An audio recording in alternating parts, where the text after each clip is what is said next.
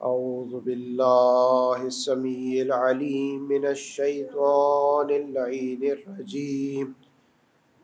بسم الله الرحمن الرحيم. الحمد لله الكائن قبل أن يكون كرسي أو عرش أو سماء أو أرض أو جان أو إنس، لا يدرك بفهم ولا يقدر بفهم، ولا يشغله سائل ولا ينقصه نائل، ولا ينظر بعين ولا يحد بعين، الذي ليس له ضد ولا ند ولا مثل ولا شبيه. ثم الصلاة والسلام على سيدنا ونبينا ومولانا أبي القاسم المصطفى محمد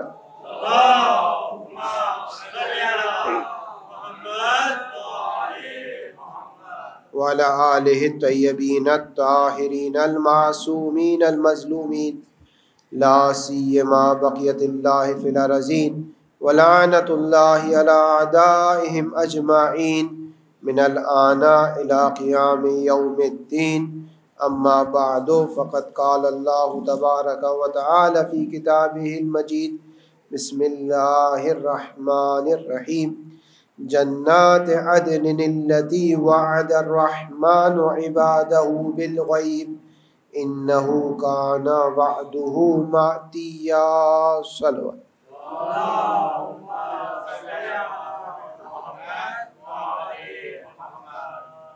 سورہ مبارکہ مریم کی 61ویں آیت میں پروردگار متعال ارشاد فرما رہا ہے کہ جنات عدن التی وعد الرحمن عبادہ بالغیب، کہ اس سے پہلے والی آیت میں جن لوگوں نے توبہ کی اس کے بعد ایمان لائے، عمل صالح انجام دیا، ہم انہیں جنت میں داخل کریں۔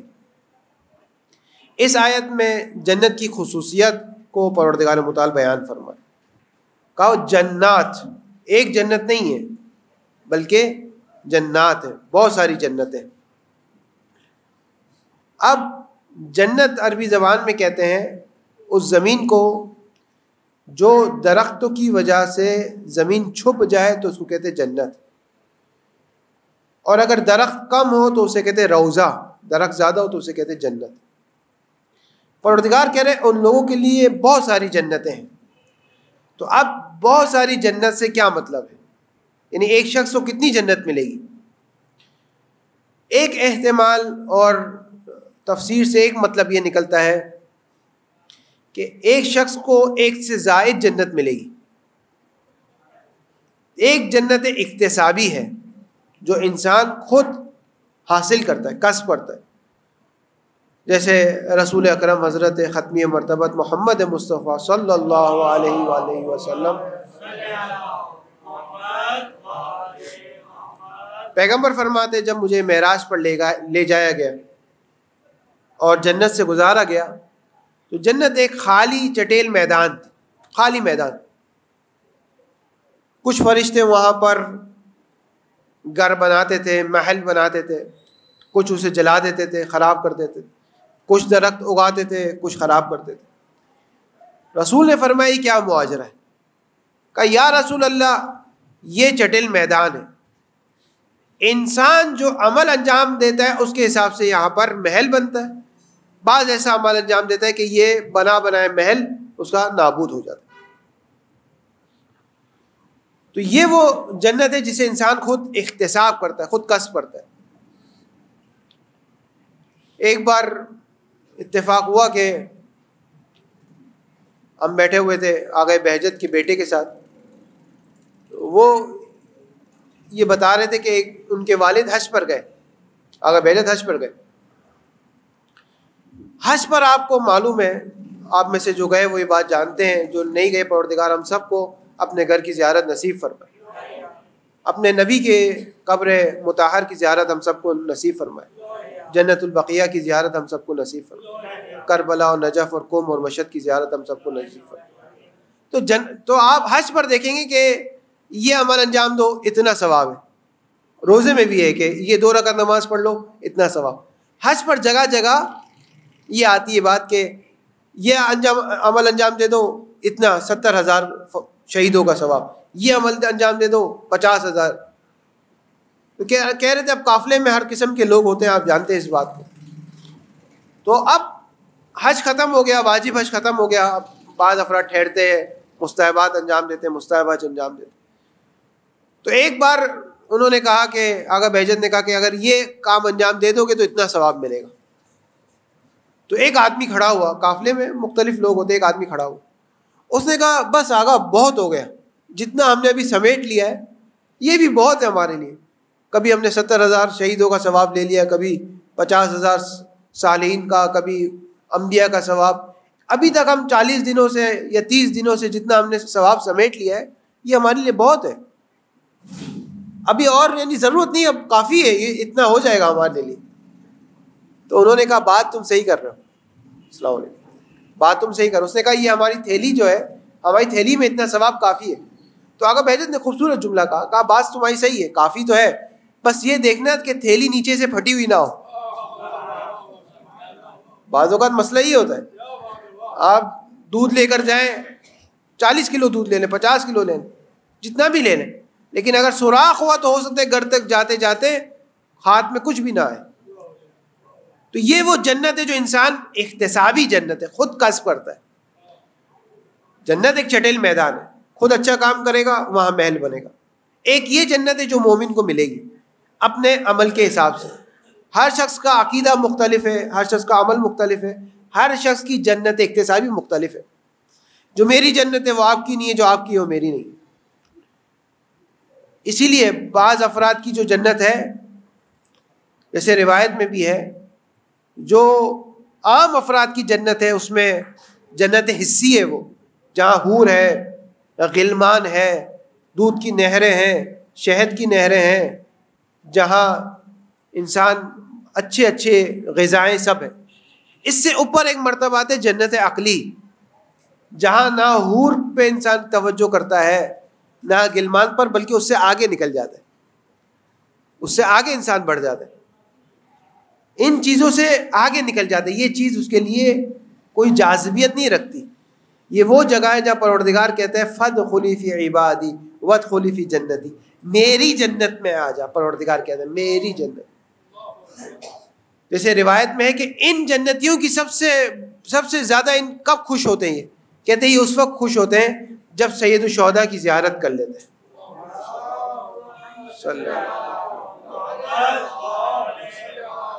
عام افراد حور، غلمان، نہر، ان سے خوش ہوتے ہیں، انہیں ان پہ دلچسپی نہیں ہوتی. یہ دیکھتے ہیں جب میرے مولا کی میری زیارت ہو جائے میں اس وقت خوش ہوں. یہ وہ والی جنت ہے. تو یہ جنت احتسابی ہے، یہ ایک قسم کی جنت ہے.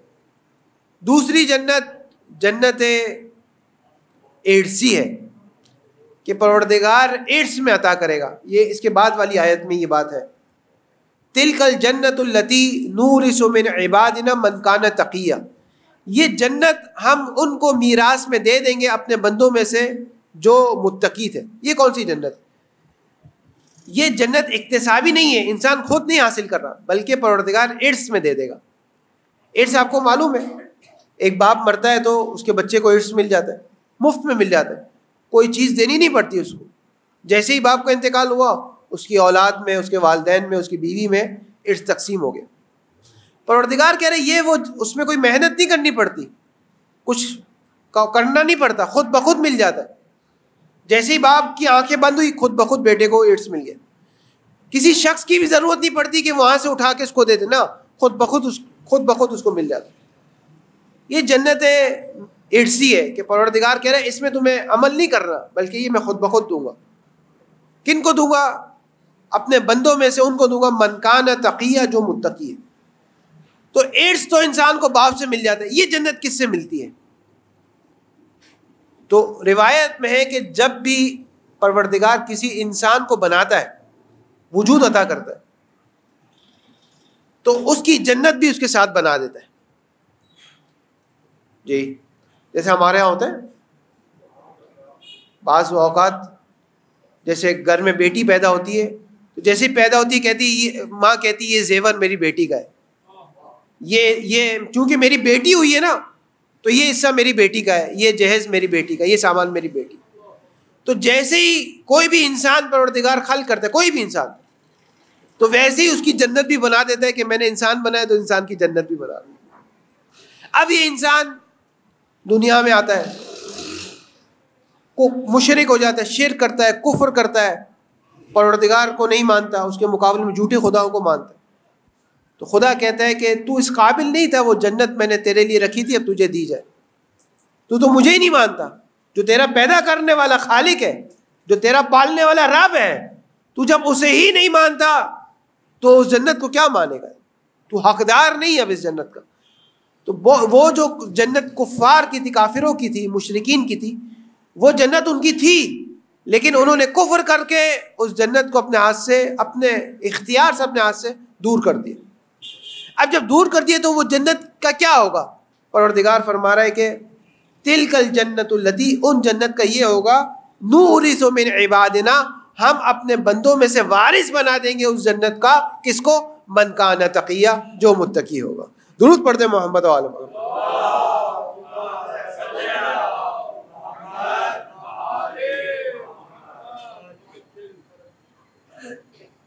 یہ ہو گئی دوسری جنت۔ ایک ہے تیسری جنت، اور وہ ہے جنت محبتی، کہ پروردگار جس کو چاہے گا ہبا کر دے گا، گفٹ کر دے گا۔ بس ایک مومن کو ممکن ہے ایک جنت ملے، ممکن ہے 2 ملے، ممکن ہے 3 ملے۔ اسی لیے یہاں پر جو لفظ استعمال ہو رہا ہے وہ جنت نہیں ہو رہا، بلکہ جمع کا صیغہ، جمع کا لفظ استعمال ہو رہا ہے، جنات۔ یہ وہ جنات عدن، عدن یعنی ہمیشہ رہے گی، یہ اس سے چھینی نہیں جائے گی، اب ہمیشہ اس میں رہے گی۔ اور آپ جانتے ہیں کہ یہ بات گزری ہے کہ حضرت یحییٰ کو یحییٰ کیوں کہتے تھے؟ یحییٰ حیات سے نکلا ہے، یحییٰ حیات سے نکلا ہے۔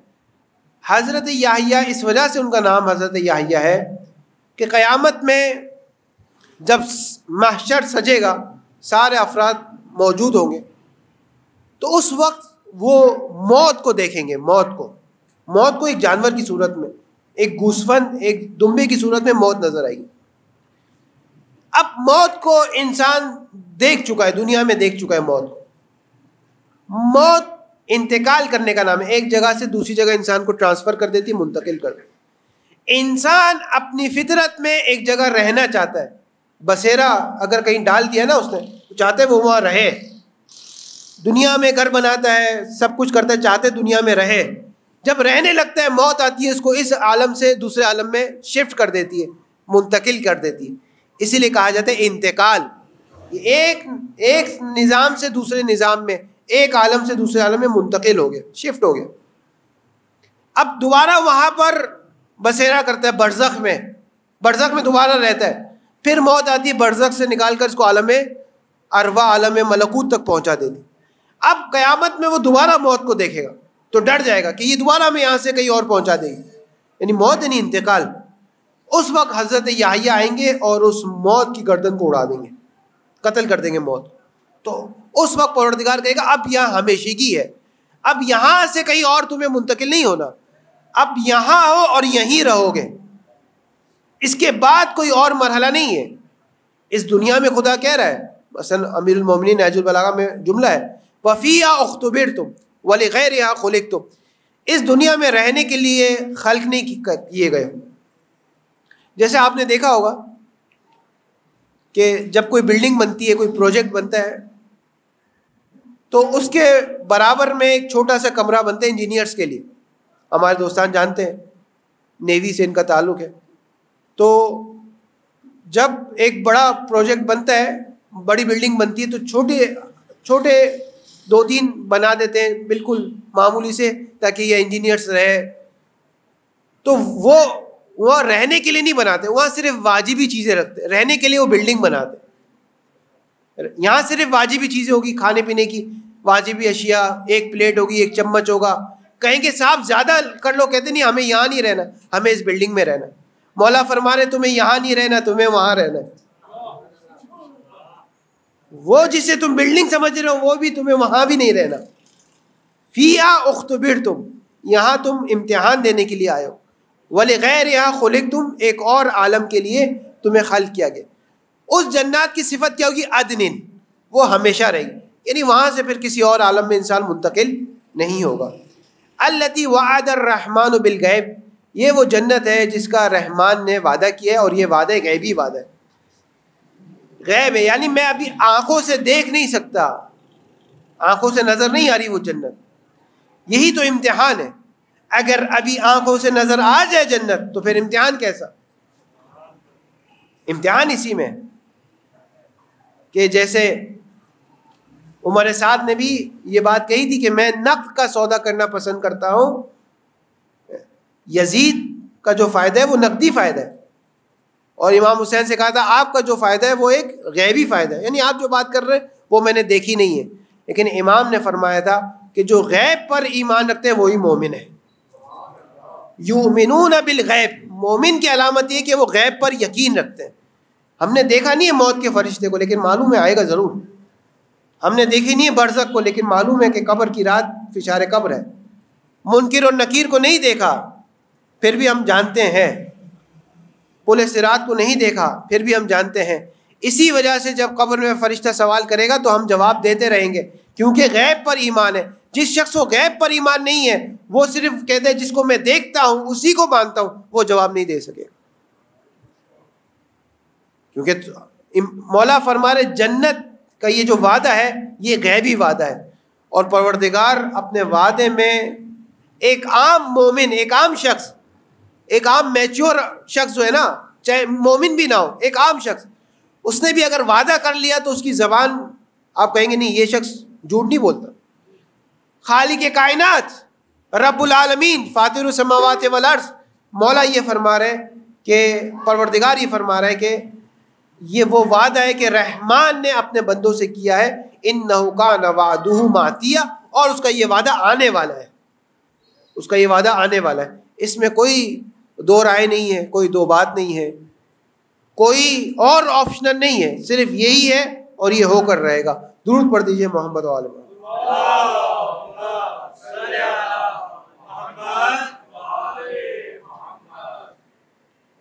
لا یسمعون فیہا لغوا، یہ جنت میں کوئی لغو اور بیہودہ کلام نہیں سنیں گے. یہ بیہودہ کلام کیا ہوتا ہے؟ کسی نے امام سے سوال کیا، امام نے فرمایا کل قول لم یذکر فیہ اسم اللہ فہو لغو. ہر وہ گفتگو، ہر وہ بیٹھک، ہر وہ باتیں، ہر وہ کلام، ہر وہ چیز کہ جس میں یاد خدا نہ ہو تو وہ بیہودہ کلام. انسان کا بیٹھنا، انسان کا گفتگو کرنا، چاہے وہ خاندان میں بیٹھا ہو، چاہے دوستان میں بیٹھا ہو، چاہے رشتہ داروں میں بیٹھا ہو، چاہے آفس کے کولیگز کے ساتھ بیٹھا ہو، چاہے اپنے ساتھی فیلوز اسٹوڈنٹس کے ساتھ بیٹھا ہو، کہیں بھی بیٹھا ہو، جنتیوں کی علامت یہ ہے کہ وہ لغو کلام نہیں کرتے. وہ اس جگہ ذکر اللہ کو ضرور چھیڑتے، وہ اللہ کی یاد مناتے. اور اللہ کی یاد کبھی قرآن کے ذریعے سے، اللہ کی یاد کبھی حدیث کے ذریعے سے، اور روایت میں کہ کبھی یاد اللہ کی یاد بناؤ، علی کا ذکر کر کے بناؤ. زینوا مجالسکم بذکر علی ابن ابی طالب، اپنی مجلسوں کو زینت بخشو علی کے ذکر کے ساتھ. درود پڑھ دے محمد و آل محمد.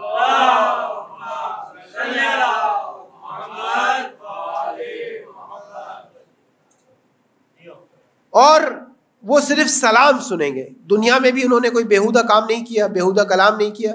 جنت میں بھی وہ بیہودہ کلام نہیں کریں گے، بلکہ کیا سنیں گے؟ سلام سنیں گے، سلامتی. اب یہ سلام بعض اوقات ایک جنتی آپس میں ایک دوسرے کو سلام کر رہے ہوں گے، مقام اور مرتبہ بڑھے گا تو فرشتے اسے سلام کریں گے، اور بعض افراد اس مقام پہ ہوں گے کہ خود ایک خالق کائنات اس کو سلام کر رہا ہو. کچھ ایسے ہوں گے کہ خالق کائنات انہیں سلام کر رہا ہو. وَلَهُمْ رِزْقُهُمْ فِيهَا بُكْرَةً وَعَشِيًّا، اور جنت میں اس کا رزق ہوگا بکرا صبح کے وقت، اور عشیہ عصر کے وقت، یعنی مغرب سے پہلے کے وقت. اب یہاں پر ایک سوال آتا ہے کہ جنت میں تو زمانہ نہیں ہے، زمانہ تو اس دنیا میں.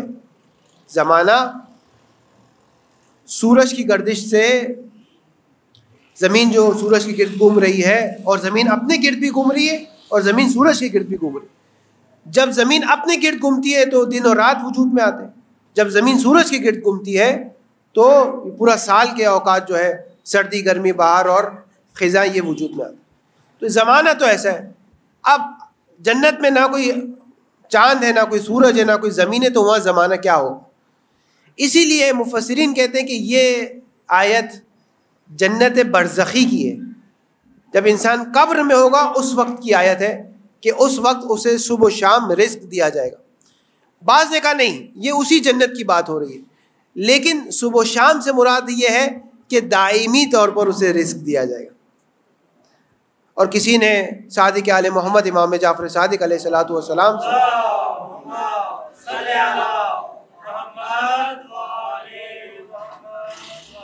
کسی نے امام سے شکایت کی کہ مولا میرے معدے میں، میرے شکم میں، میرے پیٹ میں درد رہتا ہے، تو میں کیا کروں؟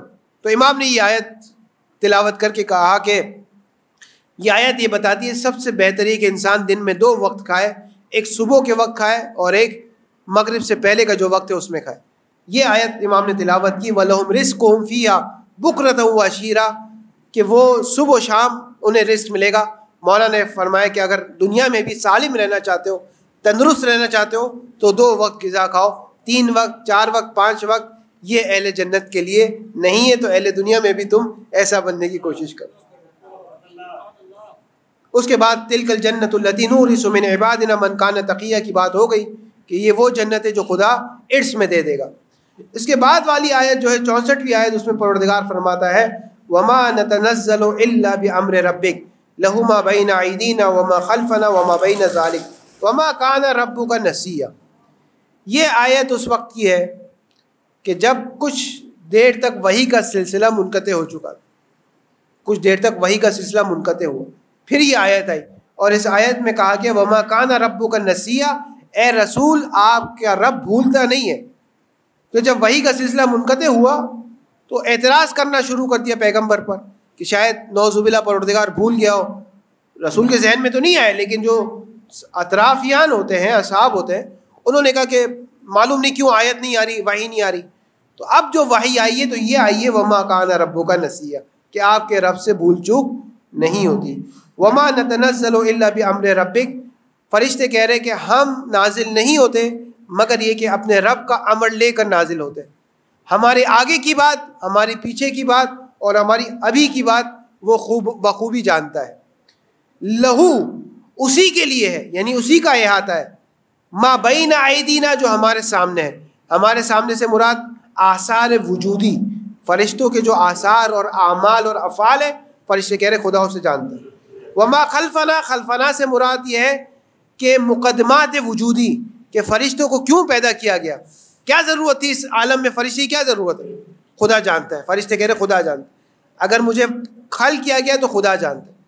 اور یہی بات ہے کہ اس بات کو یاد رکھیے گا، اصول کافی میں بھی ایک روایت ہے سلیمان ابن دہلمی سے کہ بنی اسرائیل میں ایک شخص رہا کرتا تھا، بہت عابد، عبادت گزار، زاہد، اکیلا پورے آبادی میں ایک شخص تھا جو عبادت کرتا تھا۔ فرشتوں نے خدا سے کہا خدا میں اس کا مقام دیکھنا چاہتا ہوں، ہم اس شخص کا، اس عابد کا مقام دیکھنا چاہتے ہیں، تو اسے جنت میں کیا دے؟ پروردگار نے جنت میں اس کا مقام دکھا دیا۔ فاستقل لہ، فرشتوں نے کہا یہ تو کم ہے، پروردگار تو کم دے رہا ہے، یہ جتنی تیری عبادت کر رہا ہے اس کے مقابل میں تو اس کو جو مقام عطا کر رہا ہے وہ کم ہے۔ پروردگار نے کہا، روایت ہے کہ جاؤ خود جا کر اس سے پوچھو، دیکھو کیا وجہ ہے۔ اب یہ فرشتے انسانی بھیس میں آئے اس عابد کے پاس جو ایک جزیرے میں تنہا و تنہا عبادت کر رہا۔ اس عابد سے پوچھتے ہیں بھائی کیا حال ہے، خیریت سے ہے؟ میں کہا ٹھیک ہو۔ کہا کوئی پریشانی؟ کہا کوئی پریشانی نہیں۔ کہا کیسی گزر رہی؟ کہا الحمدللہ سب صحیح گزر رہی۔ کہا کوئی خواہش ہے تمہارے دل میں؟ کہا کوئی خواہش نہیں۔ کہا کوئی بھی؟ کہا بس ایک خواہش ہے۔ کہا وہ کیا ہے؟ کہا ہاذی الحشیش قد تزیع۔ اب جزیرے میں آپ کو پتہ ہے کہ گھاس پھوس اور یہ ہریالی بہت ہوتی ہے، تو وہ عابد کہہ رہے تم یہ دیکھ رہے ہو کہ کتنی گھاس ہے، جو ہریالی ہے یہ ضائع ہو رہی ہے، کاش خدا یہاں پر ایک گدھے کو پیدا کر دیتا جو اس سب کو کھا لیتا تو یہ ضائع نہ ہوتی۔ فرشتے کہہ رہے اتنا بڑا عابد ہے، اتنی چھوٹی باتیں کر رہا ہے۔ اس عابد کے ذہن میں آ رہی ہے بات کہ یہاں پر ایک اور مخلوق کی ضرورت ہے جو خالق کائنات ہے. اسے نہیں معلوم کیا یہاں پر کس چیز کی کمی ہے؟ اسے نہیں معلوم. کیا اسے نہیں معلوم یہاں پر کس چیز کی کمی ہے؟ اس کو معلوم ہے. یعنی یہ اپنے آپ کو خدا سے زیادہ عقل مند سمجھ رہا ہے کہ کہہ رہا ہے یہاں پر اس چیز کی کمی ہے. اسی لیے اس پورے عالم میں ایک پتا اضافی نہیں ہے, ایک قطرہ بارش کا اضافی نہیں ہے. بارش کے کتنے قطرے ہیں؟ کروڑوں قطرے پڑتے ہیں, ایک قطرہ اضافی نہیں آتا اس عالم میں. جتنا پروردگار نے رزق معین کیا ہوتا ہے اتنی بارش آتی. درخت میں کتنے پتے ہیں؟ ایک پتا اضافی نہیں ہے. ہر پتے میں جو اپنی لکیریں ہیں وہ اضافی نہیں ہیں. اس کے جو پھل ہے وہ اضافی نہیں ہے. جتنی مقدار میں اس عالم کو ضرورت ہے اتنی مقدار میں پروردگار نے دیا ہے, نہ ایک انچ کم نہ ایک انچ زیادہ. یہی وجہ ہے کہ ایک شخص جو دیندار تھا, دین پر عمل کرتا تھا, اس کا انتقال ہوا تو اس کے دوستان کے خواب میں, جیسے ہوتا ہے بعض افراد خواب میں آتے ہیں, تو پوچھا کہ یہ بتاؤ تمہیں کوئی پریشانی تو نہیں ہوئی قیامت میں, برزخ میں؟ تو اس نے کہا نہیں, کوئی پریشانی نہیں, بس ایک پریشانی ہوئی. کہا وہ کیا؟ کہا دیکھو میں اپنے اعمال کا حساب دے کر آگے جا رہا تھا کہ بارش کے فرشتے نے مجھے روک لیا اور کہا ہمارے سوال کا جواب دے کر جاؤ. کہا کیا سوال ہے؟ کہا دنیا میں ایک بار تم نے یہ کہا تھا, انسان ہوتا ہے اپنے گھر سے نکلتا ہے, نئے کپڑے پہن کے نکلتا ہے یا کہیں سفر کے لیے نکلتا ہے, تو دنیا میں ایک بار جب تم جا رہے تھے تو تم نے یہ کہا تھا کہ یہ بارش کا کون سا وقت ہے, یہ کون سے وقت بارش ہو گئی. تو آج میں تم سے سوال کر رہا ہوں, مجھے یہ بتاؤ بارش کا صحیح وقت کون سا ہے؟ اس نے کہا مجھے تو نہیں معلوم صحیح وقت کون سا ہے. کہا پھر یہ کیوں کہا تھا کہ یہ کون سے وقت بارش ہو گئی؟ بارش جو ہو رہی ہے, ہوا جو چل رہی ہے, سورج جو آ رہا ہے, گرمی جو آ رہی ہے, سردی جو آ رہی ہے, زیادہ سے زیادہ ہم یہ کہہ سکتے ہیں کہ یہ بارش ابھی میرے لیے فائدہ نہیں ہے. یعنی گرمی سے مجھے زیادہ گرمی لگ رہی ہے, یا اس سردی سے مجھے زیادہ سردی لگ رہی ہے, یا اس بارش سے مجھے ابھی نقصان ہوا ہے, یہ میں کہہ سکتا ہوں. لیکن یہ کہنے کا حق نہیں رکھتا کہ یہ کون سا وقت تھا بارش کا, یہ کون سا وقت تھا گرمی کا, یہ کون سا وقت تھا سردی کا. یعنی میں جانتا ہوں, وہ نہیں جانتا, فرشتے نہیں جانتے, میں جانتا ہوں. اسی لیے جب فرشتے اس عابد سے ملاقات کر نکل رہے تھے تو کہہ رہے تھے کہ پروردگار جو تو نے دیا ہے وہ بھی زیادہ دیا ہے اس کو, یہ اس قابل ہی نہیں ہے, اس میں اتنی عقل نہیں ہے, اس میں اتنا شعور نہیں ہے, اس کو یہ نہیں معلوم کہ پروردگار نے ایک پتا اور ایک قطرہ اضافی نہیں ہے, کوئی چیز ضائع نہیں ہو رہی. میں اور آپ اسراف کر سکتے ہیں, خالق کائنات اسراف نہیں کر سکتے. اسے معلوم ہے کہ یہ اس کا یوز کیا ہے, یہ پتا جب زمین پہ گرے گا دوبارہ مٹی ہو جائے گا, دوبارہ اس میں سے نکلے گا, اسے معلوم ہے. اسراف میرے لیے اور آپ کے لیے کہا گیا ہے, وہ خالق کائنات اور رب العالمین ہے. درود پڑھ دیں محمد و عالم.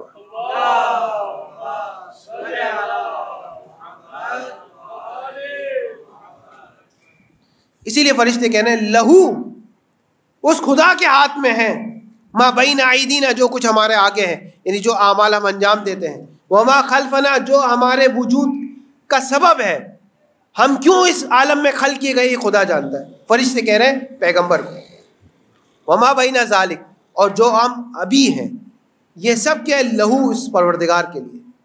وما کان ربک نسیا, اے رسول آپ کا پروردگار بھولتا نہیں ہے. رب السماوات والارض, وہ آسمان و زمین کا بھی رب ہے. وما بینہما, اور آسمان و زمین کے درمیان جو کچھ ہے ان سب کا رب وہی ہے. فاعبدہ, تو اسی کی عبادت کیجئے. واصطبر لعبادتہ, اور اس کی عبادت میں صبر کیجئے. عبادت میں صبر سے دو مراد ہیں. ایک یہ مراد ہے کہ بعض عبادت میں انسان کو صبر کرنا پڑتا ہے, جیسے حج پہ جانا ہے ابھی. اب حج پر جانے کے لیے جو اس سال آئے ہیں وہ تقریباً 20 لاکھ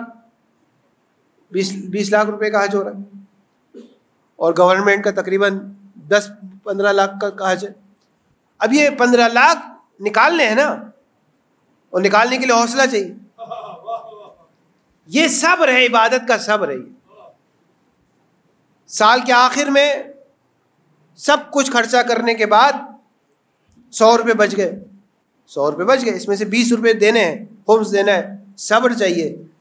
صبح نیند آ رہی ہے, رات دیر سے سویا ہوں, صبح کو نیند آ رہی ہے, اٹھنے کا دل نہیں ہو رہا, لیکن اٹھنا ہے. اس کے لیے صبر چاہیے. فرشتے کہہ رہے ہیں کہ اے رسول وَاسْتَبِرْ لِعِبَادَتِهِ، پروردگار کی عبادت میں صبر کیجیے. یہ قرآن مخاطب پیغمبر کی ذات ہے، لیکن خطاب ہم سب سے ہے کہ عبادت میں صبر کرنا پڑے گا. بعض افراد کہیں گے بھائی کیوں 15 لاکھ ضائع ہو رہے؟ ضائع نہیں ہو رہے، اللہ کے گھر کا حج کرنے جا رہے، زیارات پر جائے، ضائع نہیں ہو رہے، اپنے امام کی زیارت کرنے جا رہے. اور آپ جانتے ہیں کہ جو جب جاتے ہیں مشہد مقدس تو اذن دخول پڑھتے ہیں امام رضا کی زیارت میں. اذن دخول کے پہلا ہی ابتدائی جملہ یہ ہے کہ مولا جو میں آپ کی بارگاہ میں آیا ہوں، انی اعتقد فی حرمت ھذا المشہد شریف فی غیبتی کما اعتقد فی حضرتی. مولا اگر آپ مدینے میں ہوتے، اس زمانے میں آپ مدینے میں ہوتے تو کیسے میں آپ کی زیارت کے لیے آتا، آپ کے ہاتھ چومتا، آپ کی زیارت کے لیے آتا جب آپ ہوتے. ابھی بھی میں اسی عقیدے کے ساتھ آپ کی زیارت کرنے آیا ہوں کہ آپ میرے سامنے ہیں، آپ میری آواز کو سن رہے ہیں. یسمعون کلامی، میرے کلام کو سن رہے ہیں. ویردون جوابی، میرے سلام کا جواب مجھے دے رہے. زیارت چاندی کی زری اور لکڑی کے دروازے کو چومنے کا نام نہیں ہے. زیارت اس شوق زائر، اس قلب زائر کا نام ہے کہ جس شوق سے وہ جاتا ہے اپنے امام کی زیارت کرتا ہے، اور اس انداز میں زیارت کرے کہ امام آپ میرے سامنے موجود ہیں، میری گفتگو سن رہے ہیں، میرے سلام کا جواب مجھے عنایت کرتے ہیں. یہ اور بات ہے کہ میں اپنے گناہوں کی وجہ سے وہ جواب سن نہیں پاتا، لیکن اس میں مجھے شک نہیں ہے کہ آپ جواب دیتے ہیں. اور بہت سارے ایسے اس زمانے میں افراد ہیں جنہیں آج بھی آواز آتی ہے. جب وہ امام کو سلام کرتے تو امام کے سلام کی آواز آتی ہے. سید ابن طاؤس کا واقعہ، بہت سارے واقعات ہیں. تو وہ کیوں آ رہی ہے جواب؟ وہ جواب مجھے بھی آ رہا ہے لیکن مجھے سنائی نہیں دے رہا. انہوں نے اپنے آپ کو گناہوں سے آزاد کیا تو انہیں آواز آ رہی ہے. میں گناہوں کی دلدل میں ہوں، اس وجہ سے مجھے آواز نہیں آ رہی. درود پڑھتے محمد و آل محمد.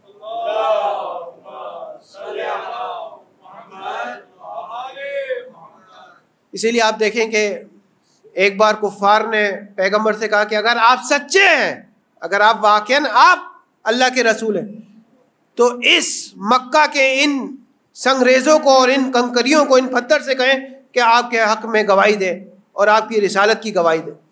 تو پیغمبر نے اپنے مٹھی میں ان سنگریزوں کو، ان پتھروں کو اٹھایا اور کہا کہ گواہی دو کہ میں اللہ کا رسول ہوں. تو انہوں نے گواہی دی کہ ہم گواہی دیتے ہیں کہ لا الہ الا اللہ، اور ہم گواہی دیتے ہیں کہ آپ اللہ کے رسول ہیں. تو جو دقیق افراد ہیں وہ کہتے ہیں معجزہ کیا ہے پیغمبر کا؟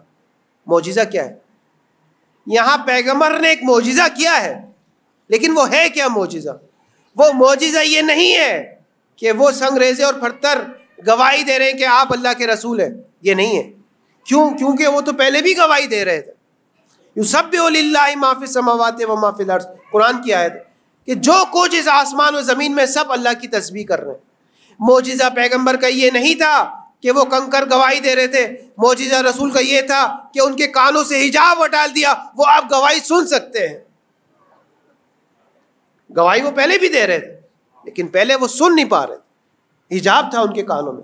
اب وہ گواہی سن بھی رہے ہیں. یہ پیغمبر کا معجزہ. اسی لیے وَاسْتَبِرْ لِعِبَادَتِهِ، عبادت میں صبر کیجئے. هَلْ تَعْلَمُ لَهُ سَمِيًّا، کیا اللہ کے علاوہ بھی اللہ کا کوئی ہم نام ہے؟ کوئی ہم نام نہیں ہے خدا کے علاوہ. اگر خدا کے علاوہ کسی کو خدا کہا جائے تو وہ خے، دال اور الف سے زیادہ اس کی کوئی حیثیت نہیں. جیسے یہ مائک ہے، اس مائک کو میں کہہ دوں گاڑی ہے، کار ہے، تو یہ اس کی کیا حیثیت ہے؟ اس کی صرف یہ حیثیت ہے کہ میں اپنی زبان سے کہہ رہا ہوں CAR، کار، بس. اس سے زیادہ اس کی کوئی حیثیت نہیں. یہ آیت میں کہہ رہی کہ خداؤں کے علاوہ آپ کسی کو خدا بنا لیں تو وہ صرف نام سے زیادہ اس کی کوئی حیثیت نہیں. صرف آپ نے نام رکھ دیا. اس ممبر کا نام آپ رکھ دیں، اس علاقے کو کہہ دیں کہ PCHS کا علاقہ ہے، تو صرف نام کی بات ہے، باقی حقیقت تو وہی رہی. یہ جو بت ہیں ان کی حقیقت بت ہی رہے گی، چاہے تم انہیں کوئی بھی نام دے دو. خدا وہی ہے جو خالق کائنات. خدا وہی ہے. هل تعلم له سميا, کیا اس کے علاوہ بھی کوئی اس کا ہم نام ہے؟ کوئی اس کا ہم نام نہیں. اللہ وہی ہے. اس کے علاوہ اگر کسی کو اس کا نام دے بھی دیا جائے تو وہ صرف الفاظ کی بحث ہے. لفظ آپ نے دے دیا, حقیقت آپ نہیں دے سکتے. میں اس کو کہہ دوں یہ سونا ہے تو یہ صرف لفظ میں نے اس کا تبدیل کر دیا. اس کپڑے کی جگہ میں نے اس کو کہہ دیا سونا ہے, صرف لفظ تبدیل ہوا ہے, حقیقت جیسے تھی ویسی ہی رہی. خدا کہہ رہے خدا کے علاوہ جس کو بھی پکار لو, اس میں صرف تم نے نام تبدیل کر دیا, حقیقت میں خدا بھی وہی ہے اور حقیقت میں دینے والی بھی اسی کی ذات ہے. درود پڑھ دیں محمد و آل محمد.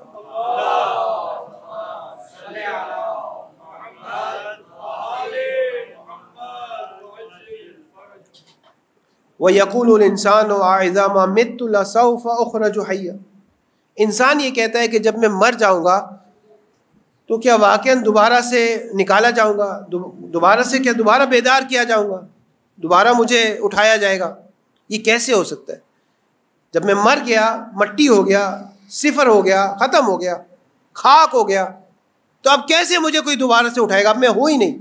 اب جیسے ہم رات کو سوتے ہیں صبح بیدار ہوتے ہیں, جسم ہے سب کچھ ہے, لیکن جب مٹی میں ڈال دیا, سالوں سال, 1000 سال گزر گئے, اب ختم ہے, اب کچھ بھی نہیں بچا, اب کیا دوبارہ مجھے اٹھایا جائے گا؟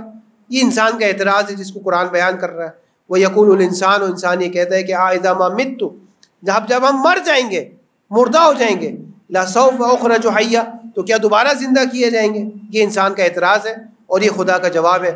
أَوَلَا يَذْكُرُ الْإِنسَانُ, کیا انسان اس بات کو نہیں جانتا, کیا انسان اس بات کو اپنے ذہن میں یاد نہیں کرتا؟ اَنَّا خَلَقْنَاهُ مِن قَبْلُ, کہ اس سے پہلے بھی ہم نے انسان کو خلق کیا تھا. وَلَمْ يَكُ شَيْئًا, جب وہ کچھ بھی نہیں تھا, اب کچھ تو ہے. اب تم بھی کہہ رہے ہو کہ مٹی ہے, اب تم بھی کہہ رہے ہو کہ پاؤڈر بن چکا ہے, اب تم بھی کہہ رہے ہو کہ ہڈیاں بن چکی ہے. ہم نے تو اس وقت بھی انسان کو خلق کیا تھا جب یہ ہڈی بھی نہیں تھا, جب یہ کچھ بھی نہیں تھا. جب اس وقت ہم نے خلق کر لیا تو اب تو ہمارے نزدیک اور آسان ہے اس کو خلق کرنا. قرآن کہہ رہے کیسا اعتراض ہے جو تم کر رہے ہو؟ یہ اعتراض بنتا نہیں ہے. اگر تم یہ اعتراض کر رہے ہو کہ یہ ہڈی جو ختم ہو چکی ہے, جو پاؤڈر بن چکی ہے, یہ دوبارہ کیسے انسان بنے گی, تو ہم نے تو اس سے پہلے بھی اس کو انسان بنایا تھا جب یہ بھی نہیں تھا. لم یکو شیئن, کچھ بھی نہیں تھا, کچھ بھی نہیں تھا. جب بھی ہم نے اس کو وجود عطا کیا تو اب کچھ تو ہے, تو تم بھی مانتے ہو کچھ تو ہے, تو اب وجود عطا کرنا اور آسان. اور اب یہ ان راتوں کی طرف ہم مسلسل جا رہے ہیں جو راتیں منسوب ہیں مولا کائنات سے. اور آپ دیکھیں کہ یہ رمضان کی راتیں دیگر رمضان کی راتوں سے مختلف ہیں. حضرت بار بار اپنے گھر سے باہر آتے ہیں, آسمانوں کو دیکھتے ہیں اور کہتے ہیں ہاں یہ وہی وقت ہے جس کا میرے رسول نے مجھ سے وعدہ کیا تھا. جب یعنی ہر جملات میں حضرت اپنی شہادت کی خبر دے. جب کوئی کہتا ہے کہ مولا اپنی داڑھی کو خضاب کر لیں, سفید ہو چکی ہے, تو مولا فرماتے اب یہ تو خون سے ہی خضاب ہوگی. جب کوئی کہتے ہیں مولا آپ کچھ زیادہ غذا تناول فرمائی, بی بی ام کلثوم کے آخری رات مولا کی بیوی کے گھر تھی, بابا آپ 2 غذا رکھی تھی, ایک کھجور, ایک نمک اور ایک دودھ. مولا نے کہا کہ میری بیٹی تم جانتی ہو کہ تمہارے بابا نے کبھی 2 غذائیں ایک ساتھ نہیں کھائی, ایک اٹھا لو. تو بیوی چاہتی تھی کہ میرے بابا دودھ پی لیں, تو نمک کو اٹھانا چاہ, تو کہا نہیں بیٹی نمک کو رہنے دو اور دودھ کو اٹھا لو. تو کہا بابا آپ کچھ تو تناول کیجئے. تو کہا بیٹی تمہارا باپ چاہتا ہے کہ اپنے رب سے اس حالت میں ملاقات کرے کہ بھوکا ہو, پیٹ بھرے ہوئے شکم سیر ہو کر اپنے رب سے ملاقات نہیں چاہتا. باہر مولا نماز پڑھتے تھے اور سہن خانہ میں چلے جاتے تھے. سہن خانہ میں جا کر آسمان کو دیکھتے تھے, کہتے تھے ہاں یہ وہی رات ہے جس کا مجھ سے وعدہ کیا گیا تھا. مولا تو یہ فرما رہے ہیں, لیکن آپ یہ دیکھیں زینب و کلثوم کے کلیجے میں کیا حالت ہوتی ہوگی جب بیٹی کو یہ معلوم ہوگا کہ میرا باپ میرے شہادت کی خبر دے رہا ہے. لیکن یہ تو تحمل ہو گیا. اس کے بعد امام حسن کا وقت آیا, امام حسن کا وقت بھی تحمل ہو گیا. لیکن جب سید الشہداء نے خبر دی اور کہا ہاں ہونا محط و رحالنا, یہ وہ جگہ ہے جہاں ہمارے خیمے نصب ہو گئے, वहाउना यस्फकु दिमाउना, ये वो जगह है जहाँ हमारा खून बहाया जाएगा। वहाउना, और ये वो जगह है जब 3 दिन से भूखा प्यासा फर्जंद रसूल हुसैन को इस आलम में शहीद किया जाएगा कि वो ज़ैनब जो बर्दाश्त ना कर सकी अमीरुल मोमिनीन की उस ज़रबत को अब अपनी आंखों से देख रही होगी इस आलम में कि शिमर व जालिसुन अला सदरी, इस सीने मुबारक पे शिमर बैठा हुआ है और अब खंजर चलाना चाहता है। मौला कहते हैं शिमर एक ऊंची जगह आकर बैठ गए हो, शिमर से बर्दाश्त नहीं होता, सैयद उशादा को पलटता है, अब गर्दन की सिम से एक कुंद खंजर चला रहा है। दिल्ले ज़ैनबिया पर बहन देख रही है, वाह हुसैना वाह मुसीबत। अला लानतुल्लाहि अला ज़ालिमीन व सयअलमुल लज़ीना ज़लमू अय्य मुनक़लिबिन यनक़लिबून। बारिल्लाह हमारे इस फ़क़ीर से तवस्सुल को अपनी बारगाह में कबूल फरमा।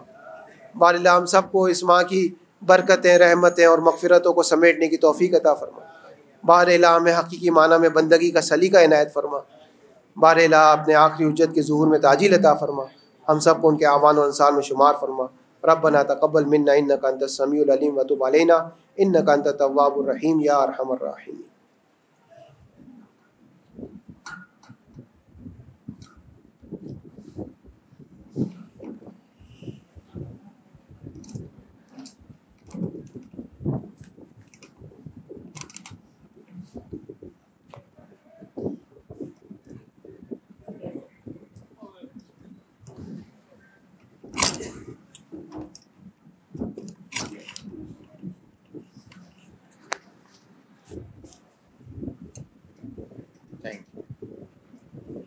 मर मोहम्मद वाले मोहम्मद सलवात अल्लाहुम्मा सल्ले अला मोहम्मद वाले मोहम्मद।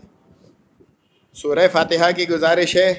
हसन अली, निशाद नूरानी और रिश्तेदार मरहूमीन गुलाम हुसैन शरीफ, Fatima by Mohammad Ali, Syed Hasan Nawab, Laila by बिनते Ghulam Hussain, Zahra by Ghulam Hussain, Anwar Ali रहमतुल्लाह, ज़रीना बाई गुलाम हुसैन, गुलाम अली रहमतुल्लाह, सुगरा बाई नज़र अली, अमीना बाई अल्लाह रखा, नरजिस बाई नज़र अली, हसीना बिनते फ़िदा हुसैन, मुनव्वर हुसैन, गुलाम अली, शब्बीर हुसैन, मोहम्मद हुसैन गुलाम अली, साबिरा बिनते अब्दुल हुसैन, जमाल भाई बाबुल भाई वज़ीर, शिरीन भाई जमाल भाई वज़ीर, अकबर अली जमाल भाई वज़ीर, सकीना भाई नानजी, जना भाई हसन अली मिर्ज़ा, अमीना भाई हसन अली मिर्ज़ा, अकबर अली हसन अली मिर्ज़ा, कासम अली हसन अली मिर्ज़ा, सलीम अकबर अली वज़ीर, हैदर अली अकबर अली वज़ीर, मासूम अली अकबर अली वज़ीर, गुलशन अकबर अली वज़ीर, फ़ातिमा अकबर अली वज़ीर, रोशन बानो मोहम्मद अली गिलानी, बिल्किस कासम अली मिर्ज़ा, शब्बीर कासम अली मिर्ज़ा, मुश्ताक कासम अली मिर्ज़ा, फ़ातिमा भाई मोहम्मद अली कपाड़िया, शब्बीर सलीम गुलाम अली थावर, मोहम्मद अली दाऊद कपाड़िया, फ़ज़ल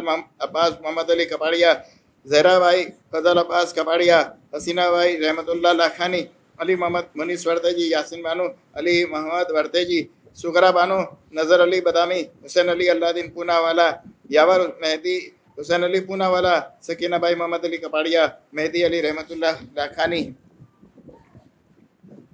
अनवर अली रहमतुल्लाह, नरजिस नज़र अली, खैरुन्निसा गुलाम हुसैन असारिया, शहनाज अली रज़ा असारिया, फातिमा भाई मोहम्मद अली रहमतुल्लाह लाखानी, सईदा लाखानी, अनवर अली हबीब कानानी, यूसुफ अली हबीब कानानी, अब्दुल हुसैन हबीब कानानी, हुसैन अली हबीब कानानी, जना भाई ज़ौजे हबीब भाई, अजीज़ फ़िदा हुसैन सोमानी, फिज़ा भाई गुलाम अली बावा, हैदर अली अकबर अली, ताहिरा बानो बिनते शाबान अली, सकीना भाई शरीफ बावा, हसन अली सोमानी, यूसुफ अली सोमानी, सुगरा भाई लालजी बाबा, यार अली सोमानी, पंजू जसा, हसन अली भाई सोमानी, कासिम अली भाई सोमानी, अमीना भाई हिरजी भाई सोमानी, आबिद मोहम्मद जाफ़र सोमानी, सकीना भाई मोहम्मद जाफ़र सोमानी, पीर भाई भीम जी, गुलाम अली पीर भाई, अब्दुल रसूल पीर भाई, मरियम भाई नूर मोहम्मद, शिरीन भाई नूर मोहम्मद, शेरबानो पीर भाई, अव्वल भाई ज़ौजा पीर भाई, ज़ेराबानो बिनते मोहम्मद अली वालजी, सकीना भाई ज़ौजा पीर भाई, शाकिर हुसैन गुलाम अली, खैरुन्निसा बिनते फ़िदा हुसैन, मोहम्मद हुसैन गुलाम अली, मोहम्मद अली रहमतुल्लाह पीर भाई, सज्जाद हुसैन मोहम्मद अली रहमतुल्लाह, नूर मोहम्मद राजपर, रमज़ान अली नूर मोहम्मद राजपर, शाबान अली नूर मोहम्मद राजपर, अली रज़ा हशम भाई, अब्दुल करीम वालजी, मुनीरा बिनते प्यार अली, सिराज अब्दुल रसूल, दौलत बानो नासिर अली, रज़ा हुसैन गुलाम अली कानानी, असगर अली कांजी, मुनीरा बिनते अब्दुल रसूल, बच्चू अली मुलजिम हमदानी, ज़ैनब बिनते ज़ैनब भाई बिनते सुलेमान, शेरवानू रहमतुल्लाह, रजब अली अहमद अली, शीरीन भाई सुलेमान राजपर, अहमद अली, हाजी जयराज, जाबिर अली, हाजी जयराज, फिदा हुसैन खोजा, नूर बानो ज़ौजे फिदा हुसैन खोजा, हाजी पीर भाई कांजी, फातिमा भाई जयराज, नसीम सादिक अली, कुबरा भाई ज़ौजे सादिक खोजा, मोहम्मद अली कांजी, कुलसुम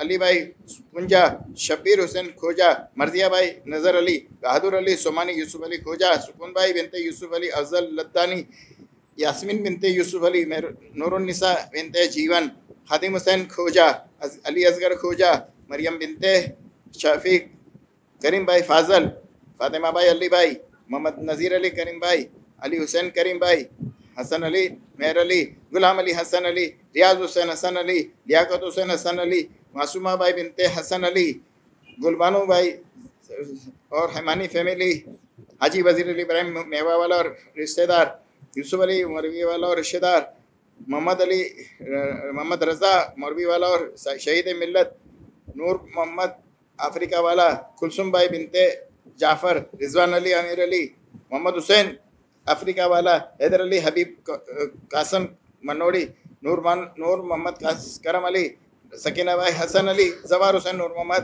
बरकत अली नूर मोहम्मद, निसार अली नूर मोहम्मद, गुलशन अकबर अली, अंसार हुसैन रोशन अली, दिलावर हुसैन रोशन अली, गुलबानो बिनते नूर मोहम्मद, कनीस बिनते रमज़ान अली, मोहम्मद अली हुसैन अली, मोहम्मद हुसैन रमज़ान अली फ़कीर मोहम्मद, सुगरा भाई बिनते मूसा, अकबर अली फ़कीर मोहम्मद, अमीना भाई अकबर अली, जरीना भाई अकबर अली, कुलसुम भाई अकबर अली, अमीर अली पटेल, रजब अली नज़र अली, हुसैन अली बंदे अली, फजल अब्बास मोहम्मद अली कपाड़िया, फातिमा भाई कपाड़िया, फातिमतुज़ ज़हरा बिनते सुमैया, गुलाम अब्बास बरकत अली, फातिमा रजब अली अमीरी, मोहम्मद हुसैन रजब अली अमीरी, रज़िया भाई वज़ीर अली नयानी, ओन अली रज़ा धरमसी, अकबर अली हाजी वालजी और उनके ज़ौजा, विसराम और उनके रिश्तेदार मरहूमिन, कासम अली किरमानी और उनके ज़ौजा, मोहम्मद हुसैन बालू भाई और उनकी ज़ौजा, अली हुसैन फिदा हुसैन राजानी और रिश्तेदार, कासम अली कमरुद्दीन वकील, सकीना भाई जाफ़र अली